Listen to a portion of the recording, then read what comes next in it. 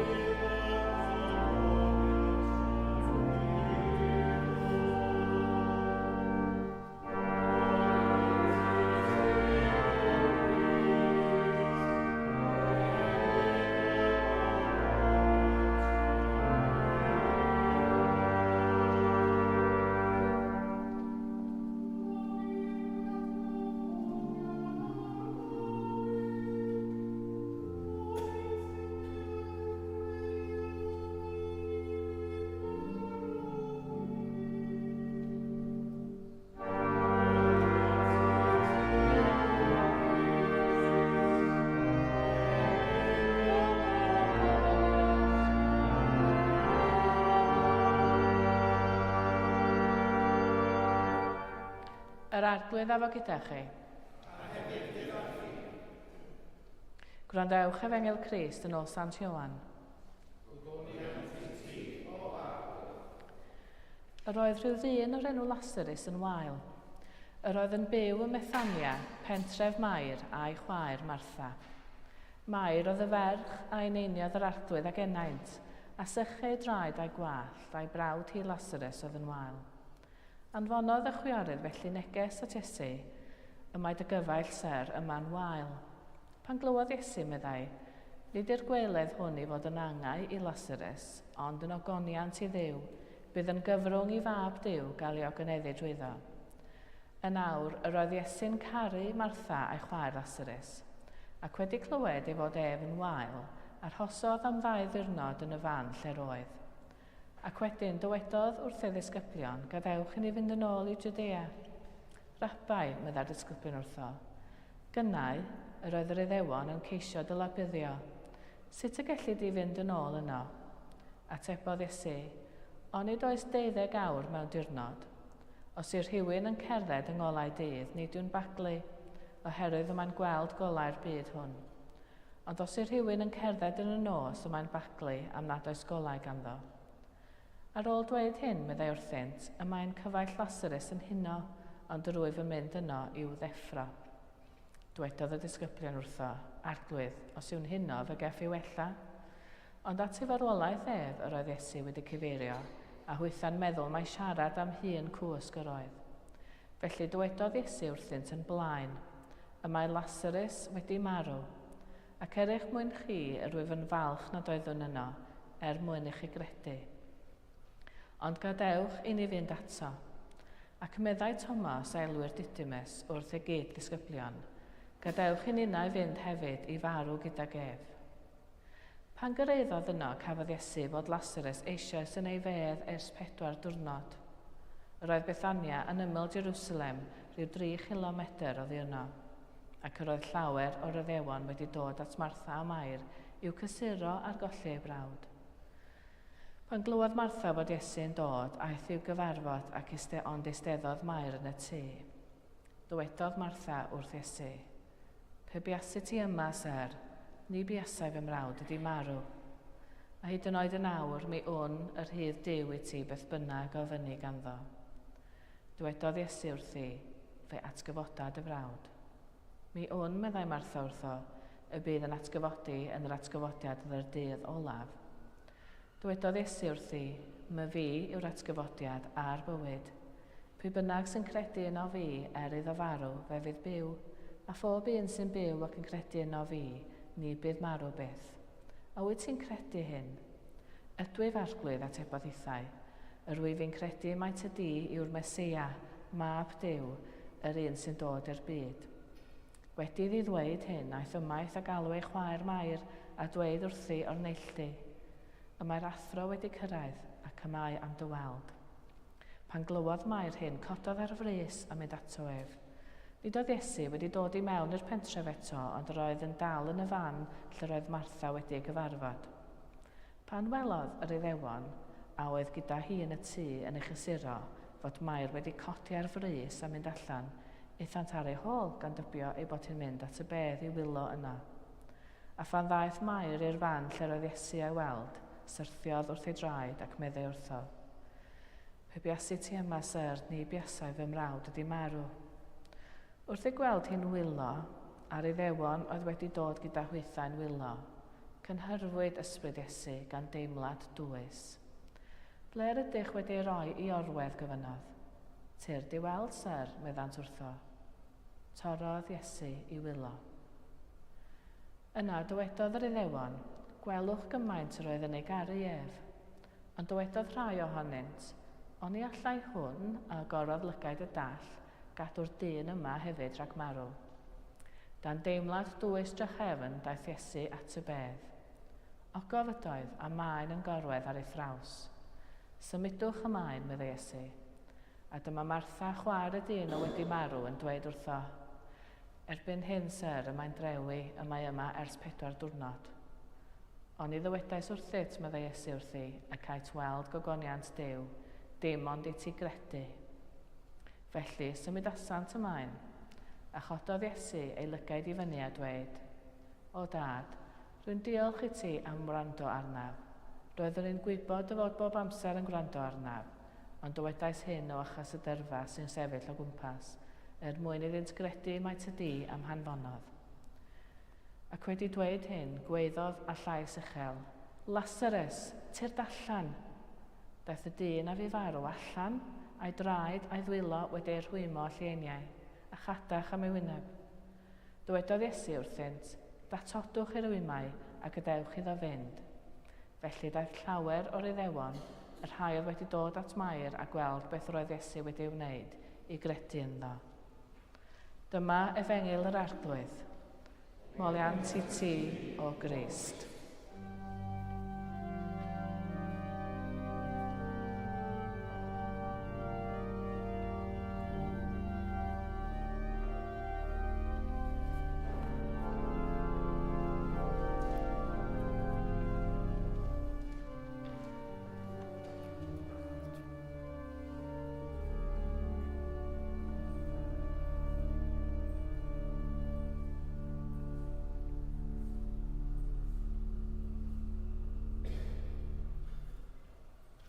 Yn enw'r Tad a'r Mab a'r Ysbryd Glân. Amen.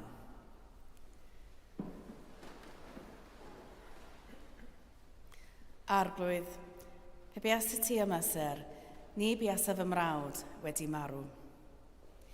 Dwi'n siŵr fod llawer ohonom ni sydd wedi profi poen galar wedi dweud rhywbeth tebyg i'r geiriau hyn. Le roeddet ti, Dduw? Mae adegau y mywyd y rhan fwyaf o bobl pan fyddwn nhw'n profi tywyllwch anobaith ac yn meddwl, ble mae Duw yn hyn i gyd? Fel mae llawer ohonych yn gwybod, roeddwn ni'n arfer gweithio fel nyrs. Byddai unrhyw weithwyr gofal iechyd yn dweud wrthych fod y gwaith yn galed. Mae rester o bethau sydd angen i wneud yn aml yn hirach na'r hyn sy'n bosibl i'w gwneud. Pryn fod shiftiau'n gorffen pan ddylent, ac rydych chi'n cario emosiynau'r cleifion a'i teuluoedd wrth iddyn nhw wynebu rhai o'r adegau mwyaf bwynus yn ei bywydau. Ond mae yna hefyd llawenydd gwirioneddol mewn gofalu am eraill. Gweithio fel tîm, gwneud gwahaniaeth cadarnhaol, a gweld bywydau'n cael eu trawsnewid o flaen eich llygaid. Dwi wedi gweld pobl yn cael eu hadfwyo lawer gwaith, anadlu'n dychwelyd, a chalon yn dechrau curo eto, ond dwi erioed wedi gweld atgyfodiad fel yr un yn ein darlleniad heddiw.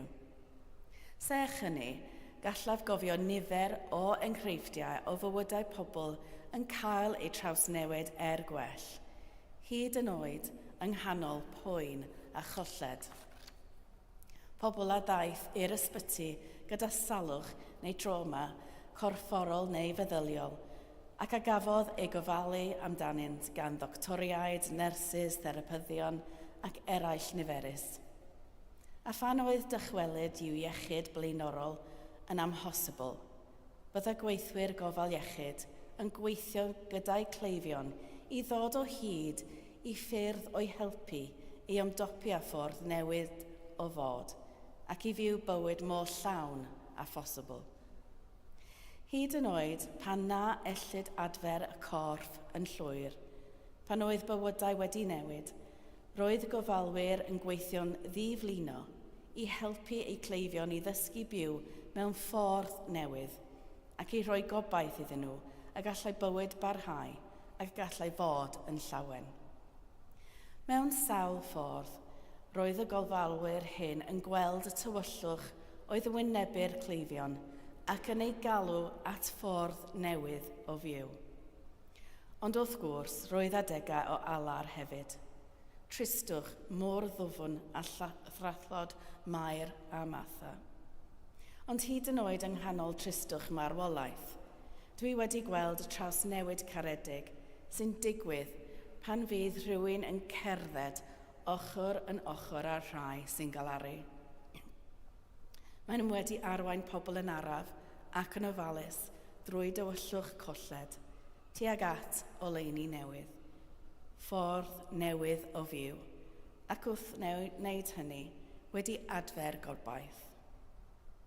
Dwi'n byw'n agos iawn at ein ysbyty lleol ac wrth i mi ei basio gyda nos ac yn gweld y goliadau'n disgleirio yn y tywyllwch, dwi'n cofio'r dyddiau hynny ac yn diolch i Dduw am y rhai sydd yn dod â gobaith a goleuni i'w cleifion hyd heddiw.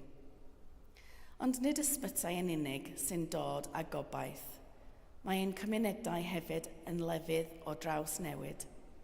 Pobl yn gweithio'n galed i sicrhau bod bywydau pobl eraill yn cael ei newid gwell.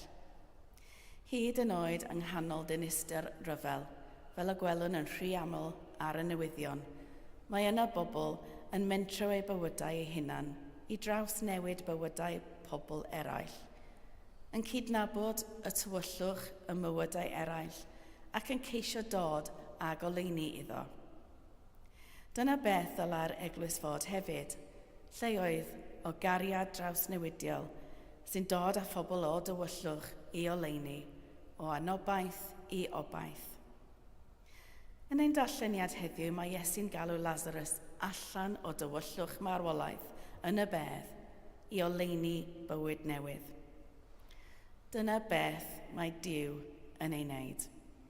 Mae'n ein trawsnewid ni ac yn ein harwain i'r goleuni. Ond mae gennym ni rhan i'w chwarae hefyd. Yn ein ffyrdd ein hunan, gallwn ni alw pobl o dywyllwch i oleuni, o anobaith i obaith. Mae cymaint o resymau pan y gallai Iesu fod wedi wylo y diwrnod hwnnw. Tristwch am golli ffrind, neu rhannu yn y galar o'i gwmpas. Ond efallai hefyd ei fod yn teimlo'r boen o wybod na fydda gyda nhw yn gorfforol am lawer hirach. Na fydda nhw'n gallu galw arno i ddod i mewn i'w bywydau yn yr un ffordd ac y byddent hwy eu hunan yn wynebu tywyllwch ac yn gorfod addasu i ffordd newydd o fyw. Yn ei weithred o alw Lazarus yn ôl i fywyd y diwrnod hwnnw, dangosodd rym Duw. Fe sicrhawdd fod gobaith bob amser gyda Duw, ac nad oes rhaid i neb aros yn y tywyllwch. Byddai hyn, ynghyd â holl wirthiau trawsnewidiol Iesu, yn aros yn ei cof, ac yn oleuni yn ei tywyllwch, yn ffynhonnell o obaith. Ac fel y bydda'r disgyblion angen yr obaith hwnnw yn y dyddiau i ddod, felly hefyd y mae arnom ni ei angen heddiw. Pan fydd fy ffydd yn teimlo'n wan, pan fydda i'n gofyn i Dduw, lle wyt ti? Dwi'n cofio'r holl bobl anghygoel sy'n traws newid bywydau yn ein cymunedau. Dwi'n cofio rhai sy'n cael ei galw o dywyllwch anobaith i oleuni gobaith. Ac yn hyn i gyd, dwi'n gweld Duw ar waith. Duw sy'n trawsnewid bywydau trwy weithredoedd caredig pobl eraill. Bywydau sy'n cael eu trawsnewid gan gariad, nid ei rheoli gan farwolaeth. A hyd yn oed pan nad yw Iesu gyda ni yn gorfforol, dwi'n diolch i Dduw am y gweledigaethau hynny o obaith sy'n dangos bod Duw wastad yma. Roedd o yno wrth y bedd Lazarus, ac mae o yma rwan mewn pob gweithred o gariad. A diolch i Dduw am hynny. Amen.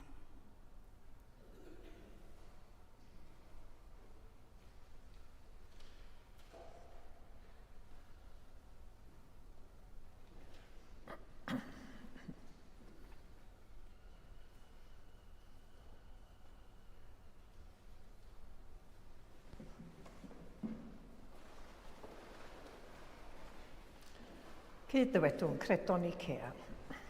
Credwn yn un Duw, y tad yr holl alluog, gwneithurwr neb a deiar, a phob peth gweledig ac anweledig.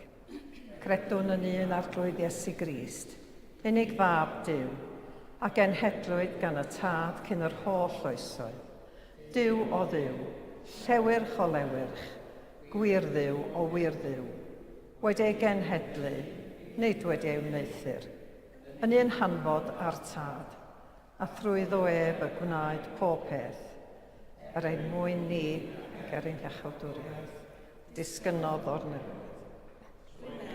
Ysbryd glân, daeth yn gnawd o fair forwyn, ac fe gwnaed yn ddyn. Fe croeshoelwyd drosom dan Pontiws Pilat, dioddefodd angau ac fe claddwyd. Atgyfododd y trydydd dydd yn ôl yr ysgrythurau, ac esgynodd i'r neb, ac y mae'n eistedd ar ddehulawr tad. A dawd yr achefn mewn gogoniant i farnu'r byw a'r meirw, ac ar ei deyrnas ni bydd diwedd. Credwn yn yr ysbryd glân, yr arglwydd, rhoddwr bywyd, sy'n deillio o'r tad a'r mab, ac ynghyd â'r tad a'r mab, ac gyd addolir ac a gyd o goneddir, ac a lefarodd trwy'r proffwydi. Credwn yn un eglwys lân gatholig ac apostolig, cydnabyddwn un bedydd maddeuant pechodau, a disgwyliwn am atgyfodiad y meirw, a bywyd y byd sydd yn y ddod. Amen. Trigarog a graslon yw'r arglwydd, a rafuddigio a llawn ffyddlondeb. Na boed i ni fyth anghofio ei holl bendithion wrth i ni geisio ei farn mwyn y gorthrymedig, ei faddeuant i bawb sy'n preswylio ynglyn cysgodangau, a'i gariad a chybol i'r holl bobl.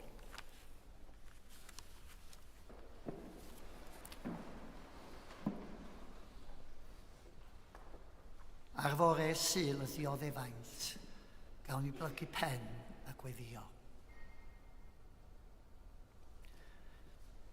Tydir hwn sy'n gwrando gweddi, Gweddiwn y bore yma dros holl eglwysi y byd a grewyd ddogoniant. Ysbryddola hwy wynebu heriau'r dydd gyda chariad, caredigrwydd, gan ddewis lwybr di o ddad. Dydrigarydd sy'n cofleithio'r ddeiar faith. Arglwydd tydi i'w dosteri a chariad, ara fuddigio a llawn sigaredd. Gweddiwn y bore yma dros ein deon Manon, fel bod eglwys Deniol Sant yma Mangor yn cael ei llanw ag ysbryd oethineb a deall, a byw mewn uniondeb calon a gwir gariad, fel o gwnaeth Iesu dy unig anedig fab. Ti yw sylfaen holl obeithion euog fyd.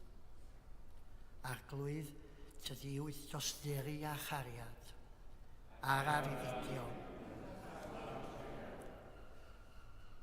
Mewn enid o ddistawrwydd, cyflwynwyn holl wledydd y dwyrain canol I ti y bore yma.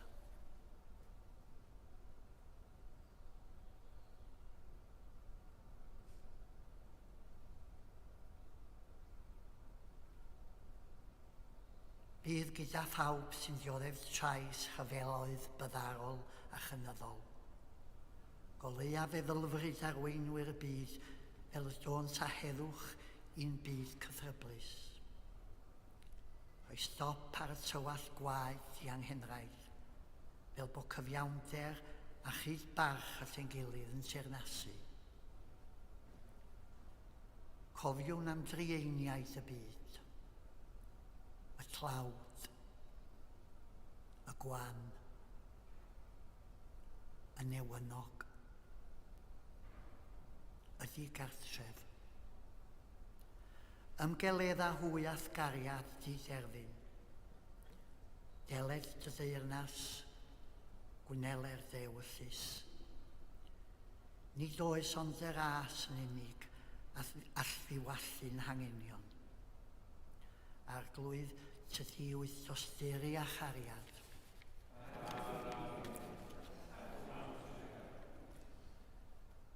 Meddyliwn am y rhai sy'n gwasanaethu ac wedi gwasanaethu eraill. Athrawon, meddygon, nyrsys, gweithwyr cynorthwyol a llawer mwy ydi dibynnu'r ar ei sgiliau eu tosteri a'i ymroddiad yn awr ein hangen. Cynorthwya hwy yn ei gwaith a dangos dy gariad trwy gwasanaeth. Arglwydd tydi i'w dosteri a chariad a'r anifig. Cofiwn a chyflwynwn gyrdyfron y rhai sy'n wael ac yn dioddef cystydd corfforol. Yn ei plith, Elma, Leslie, Cymun, Heather.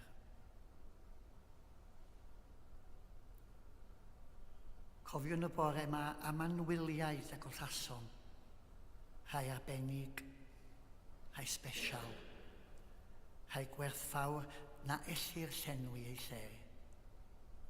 Nid oes geiria a fynd dileu y tristwch. Gorffwys tragwyddol dy roeddynt o arglwydd. Gorffwysed hwy mewn tangnefedd. A ninnau ar drothwyr wythnos sanctaidd. Diolchwn am yr amser hwn ar oddais di ni fyfyrio, a'n hatgoffa o'r cariad mawr a ddangosais yng Nghrist Iesu a'r fuddigoliaeth fawr a brofwyd drwyddo ef. Arwain ni ar hyd y ffordd a droediodd ef. Diw graslon a llawn tangnefedd wyt ti. Hosanna I fab Dafydd. Arglwydd yw yr wyt yn gyfeithog mewn trigaredd, erfyniwn am dy dirgaredd yn awr wrth I neweddio dros yr eglwys a'r byd. Tywall dy fendithion arnom, fel y glynom yn ffyddlon wrth air, Gofyn nhw'n hwn drwy Iesu Grist ein harglwydd. Amen. Amen.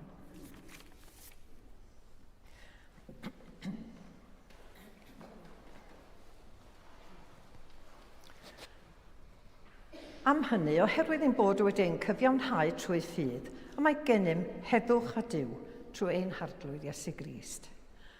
Tangnefedd yr arglwydd efo gyda chwi bob amser. A hefyd gyda chi.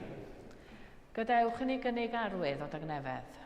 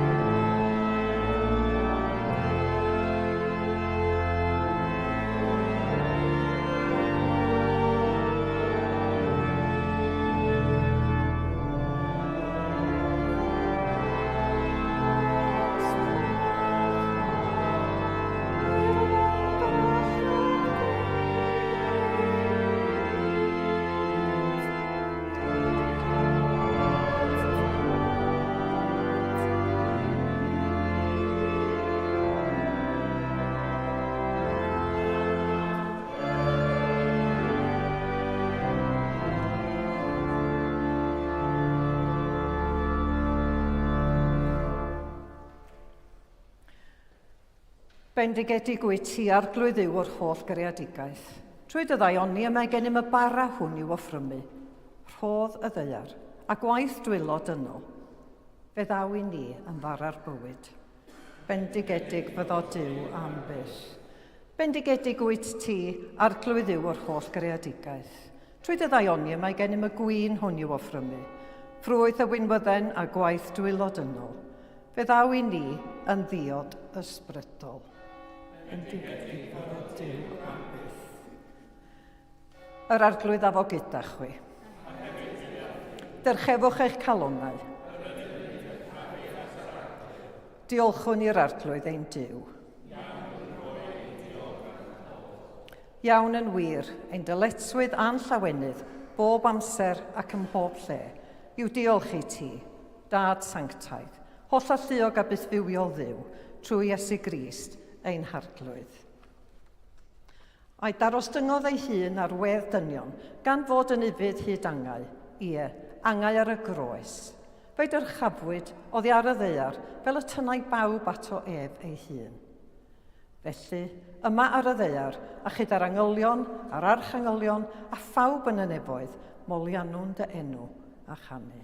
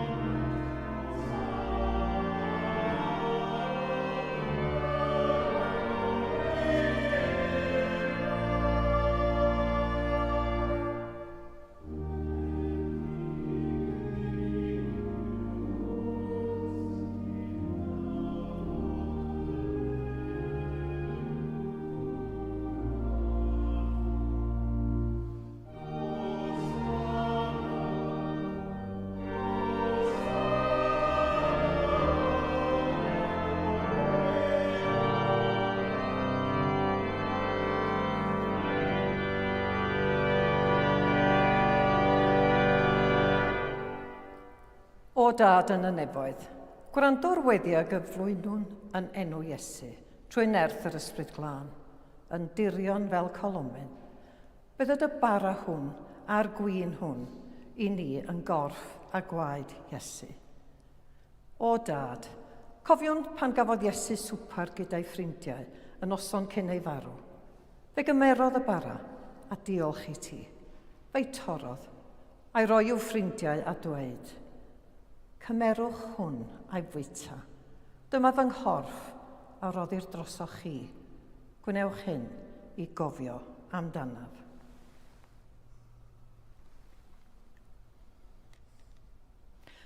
Ar ôl swper fe gymerodd Iesu y cwpan gwyn a diolchodd i ti a'i roi i'w ffrindiau a dweud, yfwch o'r cwpan hwn bob un ohonoch, a mae hwn yw fy ngwaed, yr addewid newydd o gariad Duw. Gwnewch hyn bob tro ar y fwchef i gofio amdanaf.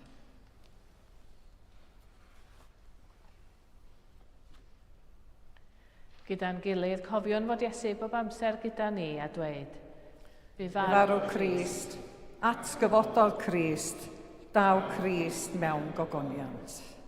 O Dad, wrth i ni gofio dy fab, Iesu Grist, a fe farw ar y groes ac atgyfododd.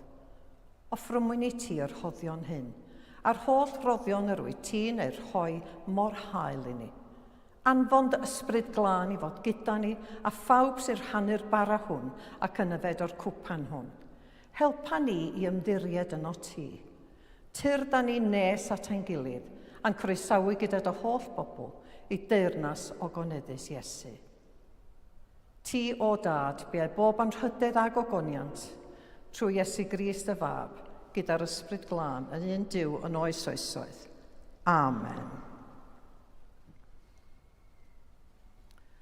Fel y dysgodd ein hiachawdwr ni, gweddiwn yn hyderus.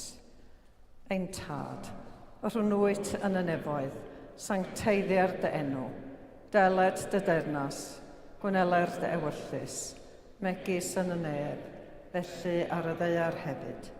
Dyroi ni heddiw ein bara benyddiol, a maddau i ni ein dyledion, fel y maddeuwn ninnau i'n dyledwyr, ac na carwain ni brofedigaeth, eith'r gwared ni'r hang drwg, can eseiro tiw'r deyrnas a'r gogoniant, yn oes oesoedd. Amen.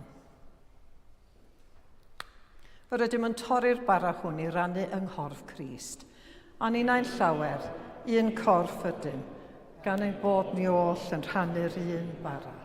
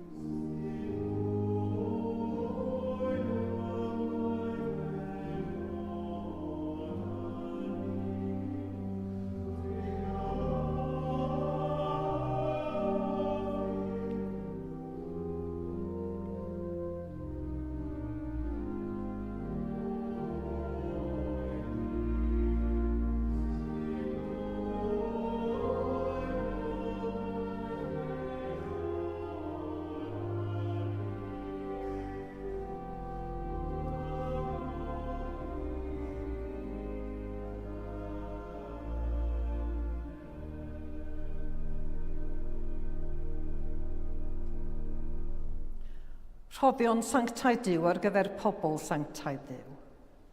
Mae Iesu Grist yn sanctau, a mae Iesu Grist yn arglwydd, gogoniant Duw.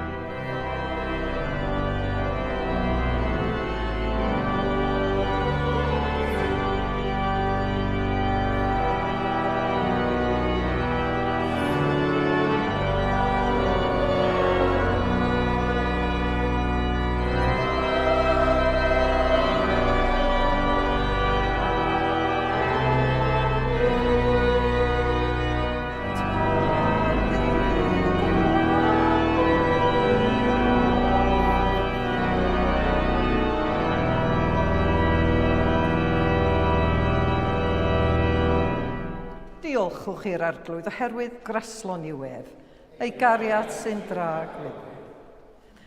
Dduw tragwyddol, cysur y gorthromedig a iachawr y drylliedig, porthais ni wrth bwrdd bywyd a gobaith. Disg i ni lwybrau a ddwynder a thangnefedd, mwyn i'r holl byd gydnabod teyrnas dy fab, Iesu Grist ein harglwydd. Amen.